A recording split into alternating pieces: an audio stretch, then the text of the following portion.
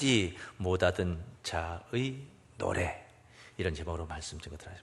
잉태하지 못하던 자의 노래. 기쁠 때에는 누가 시키지 않아도 절로 흥겨워서 나오는 게 노래인 것입니다. 즐거움이 벅차오르면은 굳이 권하지 않아도 그렇게 활기차게 부르는 그 흥겨움이 바로 노래라 하겠습니다.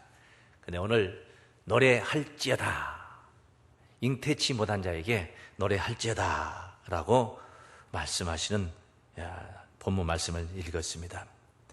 당연히 노래할 수 있는 환경이 갖추어진다는 것을 전제하고 있는 말씀이라 하겠습니다. 그렇지 않으면 노래를 하라 해도 노래를 할 수가 없기 때문인 것입니다. 그 이스라엘 백성들이 바벨론의 포로로 잡혀갔습니다. 우리가 결과를 아는데 70년 동안 포로 생활을 그 민족이 했던 시절이 있었습니다. 바벨론 그발 강가에서 그들이 고국을 생각하며 시온을 생각하며 슬퍼하며 그렇게 사모하며 예루살렘을 그리워했던 그런 70년의 포로 생활이었던 것입니다. 그때에 바벨론 백성들이 그 시온의 백성들에게 노래를 불러보라, 시온의 노래를 불러보라. 마치 오늘 우리들 환경이라면 찬송가 한번 불러보라. 예를 들어서 기독교가 아닌 다른 여타 어떤 세력이 우리를 강제로 잡아가지고 가서 노예로 부리면서 우리는 부림을 당하는데 예를 들어 찬송가 한번, 복음성가 한번 불러보라. 만약에 술 따라 놓고 장구치며 그렇게 만약에 한다면은 어디 그게 흥겨워서 나올 노래가 되겠습니까? 안 되지 않습니까? 그래서 그들이 시편 137장 1절부터 증거된 말씀인데, 수금을 버드나무에 걸었다, 검은고를 버드나무에 걸었다. 무슨 뜻입니까? 이 노래 부를 일이 없다 이 말이에요. 반주를 할 필요가 없는 것이죠. 노래 부를 마음이 없다는 것입니다. 우리를 황폐케 한 자가 거기서 시온의 노래를 부르라 하는데 어찌 흥겨워서 노래가 나올 수 있겠냐 이 말이에요. 그래서 37장 4절부터 증거된 말씀은 우리가 이방에 있어서 어찌 여호와께 노래를 부를꼬, 예루살렘아 내가 너를 잊을진데 내 오른손이 그 재주를 잊을지.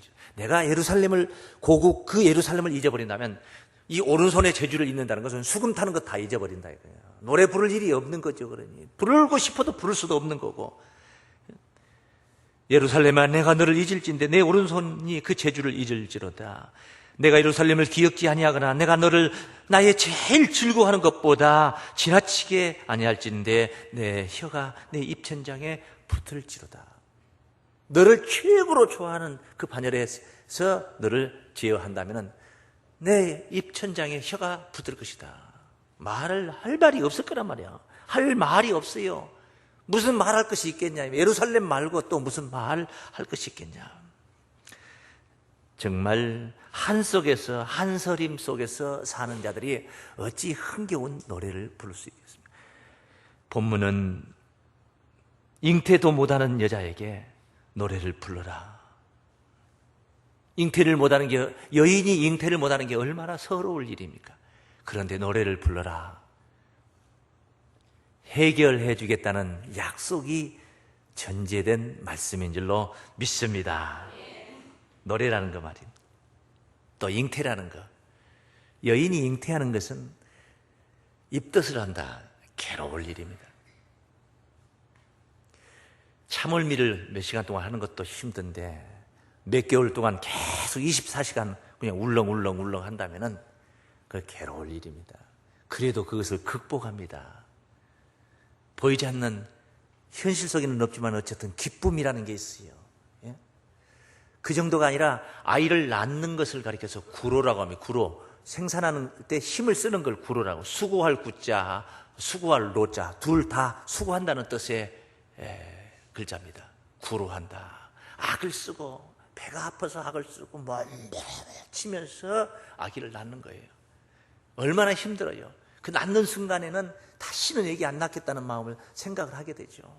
그런데 그게 바로 또 기쁨이에요. 여인. 당신 구로해서 아기를 낳는 게 좋겠어? 아니면 그냥 편안하게 아기를 못 낳는 게 좋겠냐? 어느 여인이 낳을 수 있음에도 안 낳을 뿐이지 낳지 못해서 안 낳고 싶은 사람이 있겠느냐 이 말이에요.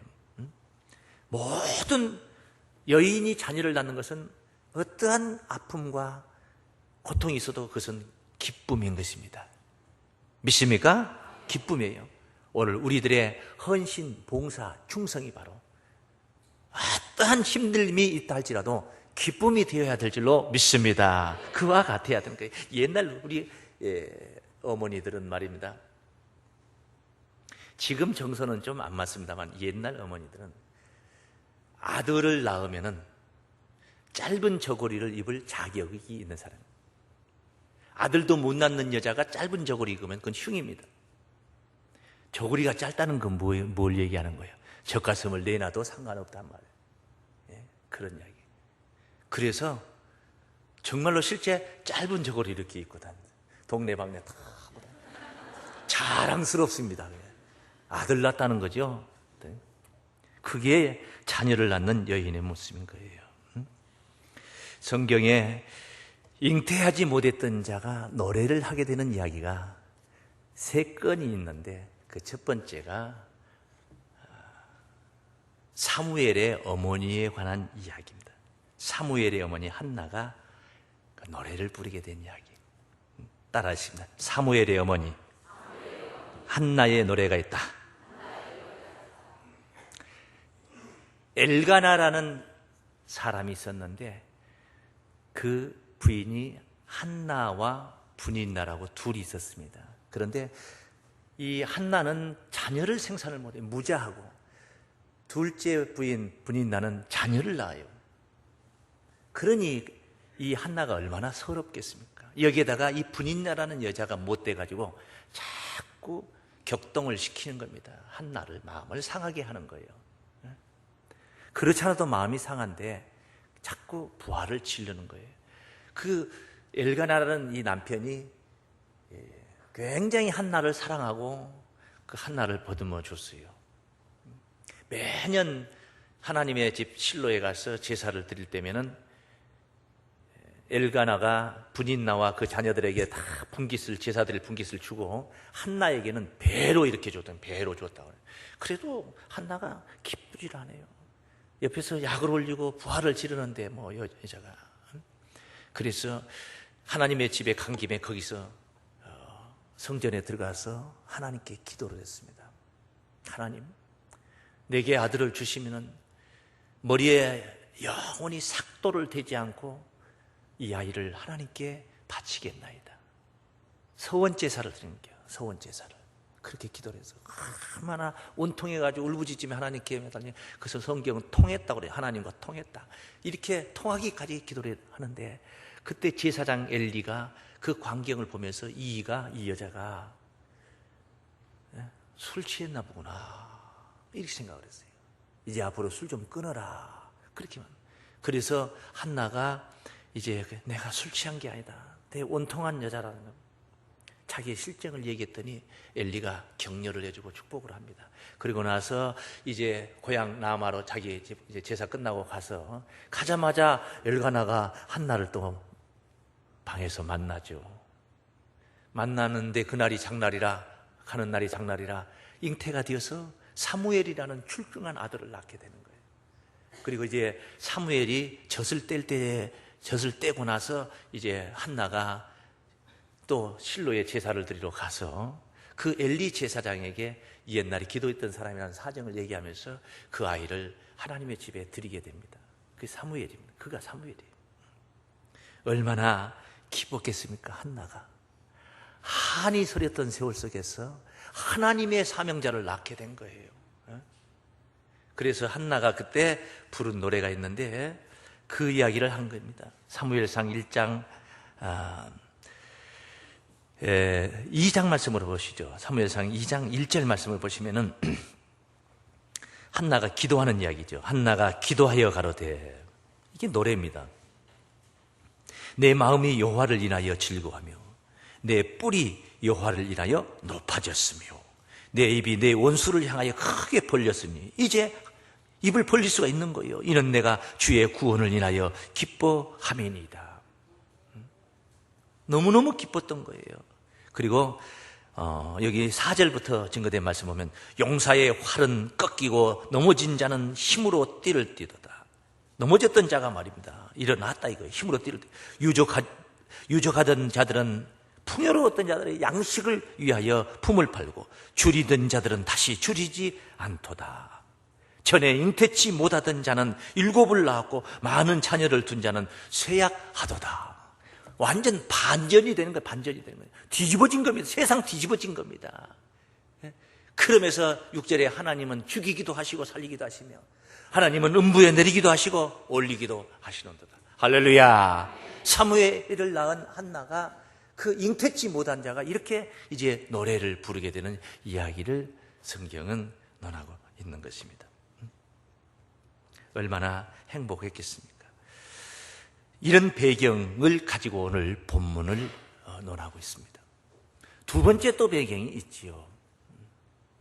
이스라엘 백성들이 앞서 말씀드렸듯이 바벨론의 포로로 잡혀간 이야기입니다. 70년 동안 포로 생활을 하게 된 거예요. 정말 36년 우리가 남의 나라 압제 속에 있어 봐서 직접 경험하지 않았지만은 그런 역사가 있다는 것만 가지고도 가슴이 막히는데 실제 70년 동안 한 생애를 종살이 나라를 잃고 잡혀가서 노예 생활을, 그것도 몇 사람이 간 게 아니라 온 민족이 다 통째로 잡혀갔다는 것은, 그리고 예루살렘은 황폐화 돼가지고 들풀이 나고 실황이 있고 거기에 이런 지경이 되었다면 얼마나 참 참담한 모습이었겠습니까? 이런 역사가 이스라엘 역사에 있었던 거예요. 그것을 이사야 선지자가 예언을 하는 이야기가 이사야 54장 1절에서부터 증가합니다. 회복하는 이야기를 하는 얘기죠. 잉태치, 이 54장 1절 보세요. 잉태치 못하며 생산치 못한 너는 노래할지어다. 아니, 잉태도 못하고 생산도 못한 게 뭐 노래가 나옵니까? 노래할지어다 하면은 노래할 수 있게 해주겠다. 할렐루야. 그런 이야기예요. 그렇지 못한 너는 외쳐 노래할지어다. 나도 아이고 배야 하고 문고리 잡는 고통 한번 겪어봤으면 좋겠다. 이게 자녀를 못 낳는 자가 한소린 말을 할 수 있는 이야기입니다. 그런데 그 그렇지 못한 너는 외쳐 소리를 질러보라 이 말이야. 노래할지어다. 홀로 된 여인의 자식이 남편 있는 자의 자식보다 많음이라 여호와의 말이니라. 아니, 홀로 된 자가 어떻게 자식을 낳냐고. 아무리 세상에 미인이라 할지라도, 아무리 연애쟁이라 할지라도 자기 혼자는 애기 못 낳는 거예요. 죽어도 못 낳는 겁니다. 남과 여가 만나야지 애기가 생산이 되는 거예요. 그 홀로 된 자식이 이제 남편 있는 자식보다 많아진다는 것은, 이 여호와께서 이렇게 말씀하신 것은 너 홀로가 아니다. 이제 너 과부가 아니다. 너 만나주겠다. 할렐루야.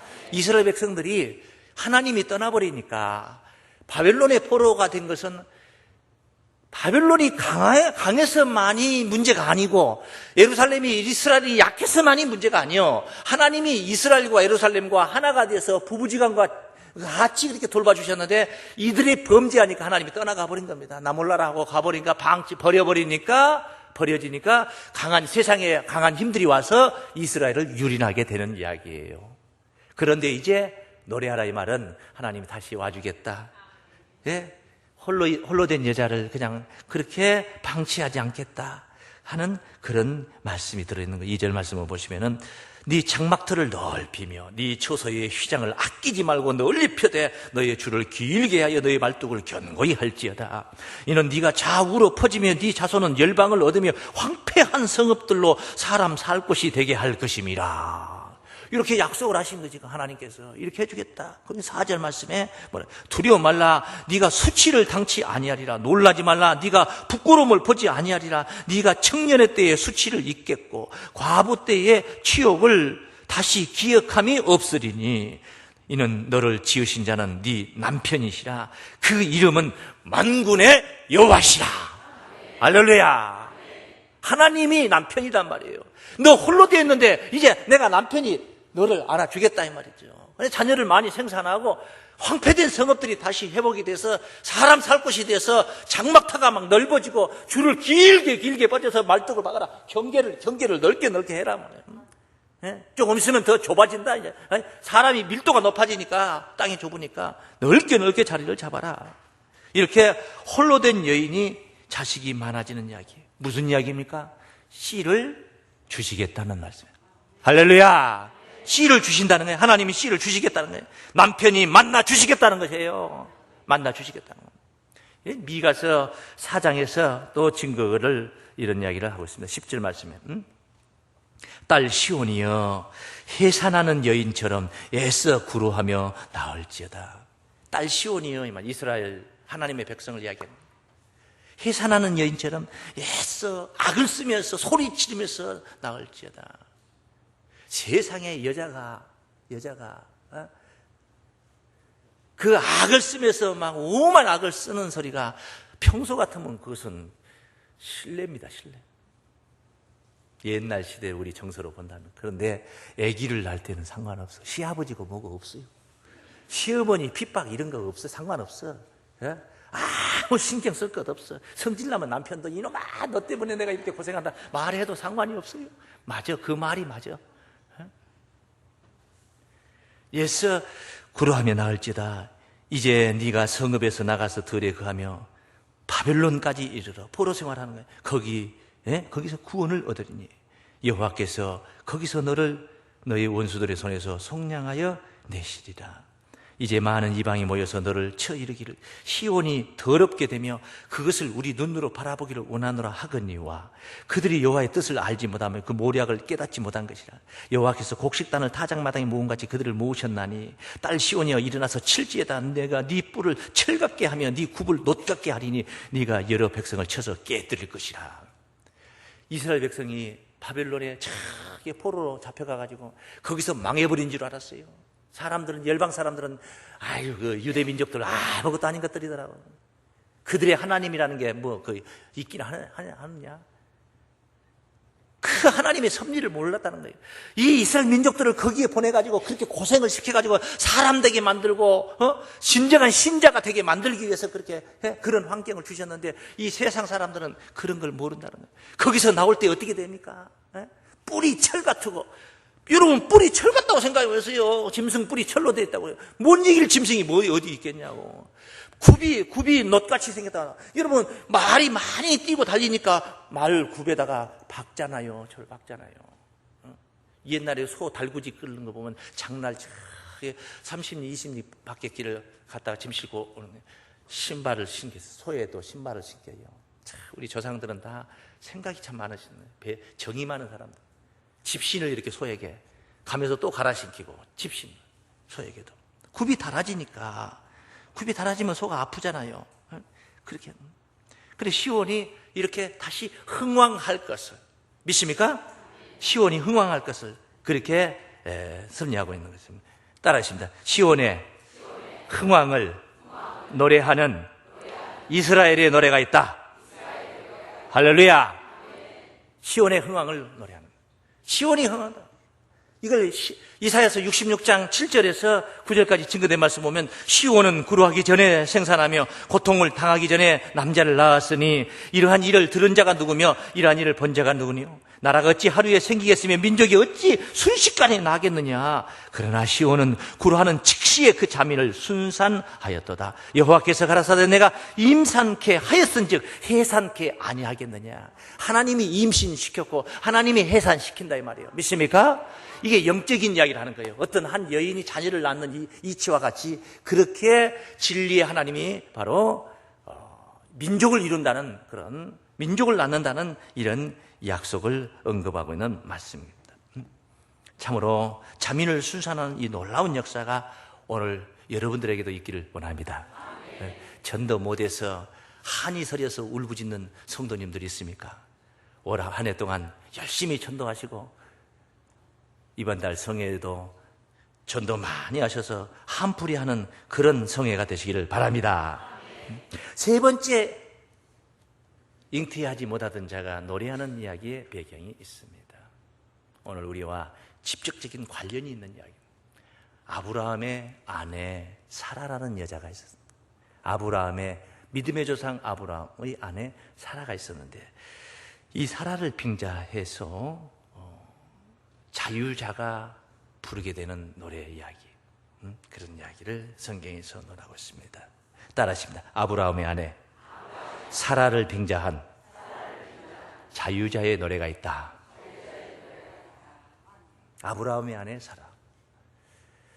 갈라디아 4장 21절부터 26절까지 쭉 진행된 말씀에 보면 율법 아래에 있고자 하는 자들아 율법을 듣지 못했느냐.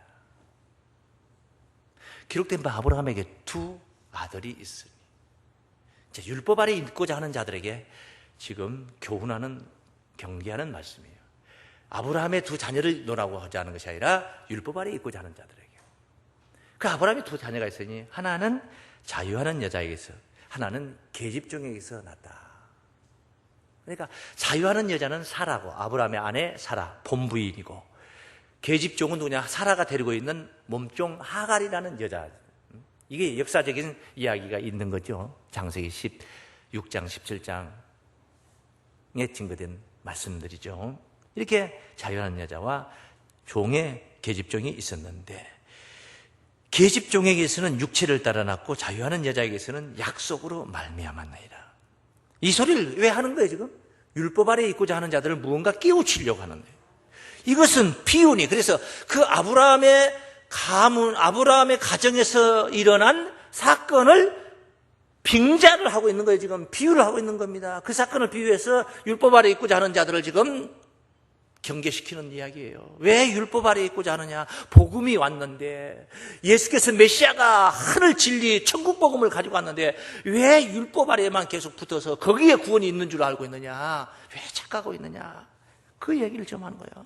그 아브라함에게 두 여자가 있었다는 이야기를 해서 두 아들이 있었는데 하나는 자유하는 여자 본부인, 하나는 첩으로 들어온 몸종 종으로 들어온 그 하갈이라는 여자에게서 자식을 낳았는데 이것은 비운이 이 여자들은 두 언약이라. 하나는 신의 산으로부터 종을 낳은 자니 곧 하갈아. 신의 산으로부터 종을 낳았다 이 말은 신의 산은 뭐 어떤 것이에요? 모세가 율법을 가지고 온 산이에요. 그러니까 이 하갈이라는 여자가 낳은 이스마엘의 역사는 신의 산에서 낳은 자녀로 성경은 묘사하고 있는 것은 율법 아래에 있는 자를 논하고 있는 것이고 이스마엘은 율법 아래에 있는 자를 말하는 것이고 그 다음에 사라가 낳은 이삭이라는 아들은 율법에서 해방받은 자유자를 논하고 있는 거예요. 그런 이야기를 지금 하고 있는 이야기는 배경을 여러분이 그렇게 이해를 하셔야 돼요. 25절에 이 하갈을 이야기하는 거예요. 아라비아에 있는 신의 산으로 지금 있는 예루살렘과 같은, 저 예루살렘의 율법주의자들과 똑같아 이 말이에요. 그런 같은 데니 저가 그 자녀들로 더불어 종로라고. 그 율법주의자들은 율법 아래 있으면 그 자녀들로 더불어 해서 자기만 종이 아니고 자녀도 종이고 자녀만 종이 아니고 자기도 종이고. 뭐의 종이라는 거야? 가장 무서운 종이 뭐예요? 죄의 종이 아니겠습니까? 의의 종도 있고 사랑의 종도 있고 뭐 여러 가지 종이 있을 수 있잖아요. 고상한 종이 있잖아요. 경건한 종이 있잖아요. 그걸 논한 게 아니에요. 율법 아래 있으니까 율법 아래서는 의롭다면 얻을 육체가 없으니까 다 죄의 종이란 말. 다 전체가 다 죄인이라고 안 할 수가 없는 거예요. 그러니까 다 죄의 종이라는 거예요. 그 자녀들로 더불어 다 율법 아래 있는 자들은 다 가르치는 자도 종이고 뭐의 종? 죄의 종. 가르침을 받는 자도 죄의 종이고 다 종이란 말이에요. 그래서 종노릇하고 오직 위에 있는 예루살렘은 자유자니 곧 우리 어머니라. 위에 있는 예루살렘은 지대가 높아서 위가 아니야. 하늘에 속한 예루살렘을 말하는 거예요. 자유자니 이 말은 자유자. 죄의 종이 죄를 진 자는 자유자가 아니에요. 죄를 진 자는 감옥에 가야 되고 우리가 신앙적으로는 지옥 가야 되는 것입니다. 그런데 이 자유자는 죄가 없다 이 말입니다. 자유자니 곧 우리 어머니라. 어떤 자가 자유자입니까? 우리 환경 속에서 어떤 자가 자유자예요? 요한복음 8장 32절 말씀에 진리를 알지니 진리가 너희를 자유케 하리라. 진리를 아는 자들을 가리키는 줄로 믿습니다. 고린도서 3장 17절 말씀에 주는 영이시니 주의 영이 계신 곳에는 자유함이 있느니라. 주의 영이 충만한 자, 율법으로 충만한 게 아니라 주의 영이 충만한 자, 주의 영의 그 은혜 속에 있는 자들이 바로 진정한 자유자인 줄로 믿습니다. 그러니까 이렇게 종과 아들을 설명하고 있는데, 종과 아들을 설명하고 있는데, 유업을 이을 자와 쫓겨날 자를 설명하고 있는데, 이게 바로 죄의 종이 되어 있는 상태와 죄에서 해방받은 자유자를 논하고 있는 거예요. 근데 그들을 누가 생산했느냐? 사라와 하갈이라는 두 여인이 생산한다는 거예요. 그 역사 속에 있는 사라, 아브라함의 아내 사라가 우리를 생산하는 거 아니잖아요. 그들을 빙자해서 이 여자들은 두 언약이다. 이 말은 종의 반열과 아들의 반열의 두 언약을 두셨는데, 두셨단 말이에요. 그 여자들이라는 거예요. 왜 여자들이 두 언약이다? 여자는 성경에 자녀를 생산하는 여자는 성경에 교회로 또는 목자로 그렇게 비유를 했어요. 그렇게 비유를 했어요. 그래서 자녀를 생산한다 이 말은, 여자가 자녀를 생산한다. 그것은 교회가 전도를 많이 한다. 목자가 전도를 많이 해서 번성한다. 이 번성한다는 것을 낳는 걸로 표현했어요. 낳는 걸로. 고린도 교인들은 사도 바울이 나왔고, 갈라디아 이 교회도 사도 바울이 나와서 4장 여기 19절 말씀에 내가 너희 속에 그리스도의 형상이 이루기까지 내가 너희를 위하여 다시 해산하는 수고를 하노라. 그렇게 말씀을 표현한 것을 볼 수가 있습니다. 이렇게, 자, 이런 배경을 보면은 율법주의자들은 쇠하여져야 되는 것이고, 예수께서 가지고 오신 이 복음의 능력은 흥해야 되는 줄로 믿습니다. 그런데 그 당시 이 갈라디아서가 전해지고 있던 시대에 그 종교계의 그 환경을 보면은 율법주의자들은 흥왕하고 성해 있고, 이 복음은 너무나 미미하고 마치 겨자씨와 같이 미미했다 이 말이에요. 별게 아니었어요. 핍박받고 이단시당하고 예수 이단자, 죄인, 이단의 괴수, 사도 바울은 이단의 괴수가 되고 말입니다. 그렇게 미미하고 연약한, 하나님이 그들과는 함께 하지 않는 것 같은 그렇게 세력이 없던 시절이었단 말이에요. 시작이 그랬던 거예요. 그러나 그 속에 생명력이 있었기 때문에 그 작은 씨앗이지만은 겨자 나무가 되어서 각양 새들이 와서 깃들일 수 있는 강한 그런 하나님의 나라로 성장하게 된 것인 줄로 믿습니다. 이것이 바로 오늘 본문에 하나님이 약속하시고 실제 이루어지는 오늘 현실 속에 있는 이야기를 설명하고 있는 것입니다. 갈라디아서 4장 본문 말씀을 그러면 27절 말씀 봅니다. 기록된 바 잉태치 못한 자여 즐거워하라. 그렇지 못한 자여 소리질러 외치라. 이는 홀로 사는 자의 자녀가 남편 있는 자의 자녀보다 많음이라. 뒤집어진 세상이죠. 홀로 사는 자가 남편 있는 자보다 더 많게 된다는 거, 뒤집어지는 거예요. 이제 홀로가 아니라는 거예요. 많음이라 하였으니. 성경에 그런 이야기를, 배경을 우리가 두 가지를 보고 왔어요. 세 번째 이야기를 하는 거예요. 형제들아, 너희는 이삭과 같이 약속의 자녀라. 그러나 그때의 육체를 따라 난 자가 성령을 따라 한 것 같이 이제도 그러하도다. 그 당시에 하갈 소생 이스마엘이 이삭이 젖을 떼고 그 잔치를 배설했을 때에 이삭을 조롱하고 희롱하고 핍박하다가 사라의 눈에 걸려가지고, 그래서 이제 하갈과 이스마엘이 다 통째로 빈털털이 돼가지고 유업도 잊지 못하고 다 쫓겨나는, 광야로 쫓겨나는 이야기가 창세기 21장에 증거되어 있습니다. 그때 육체를 따라 난 자가 성령을 따라 난 자를, 아니 감히 이스마엘이, 첩의 자식이 그 본부인의 아들을 핍박을 한 거예요. 그런 것 같이 따라서 이제도 그러하도다.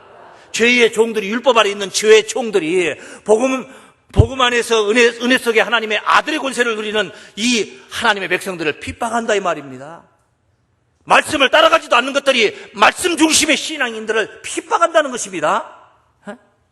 그거 어떻게 합니까? 성경이 무엇을 말하느냐? 계집종과 그 아들을 내어 쫓으라. 옛날에 성경에 글이 됐다 이 말이에요. 이스마엘과 그 하갈은 다 쫓겨났다 이 말이에요. 그런 것처럼 이제도 그러하도다. 믿습니까?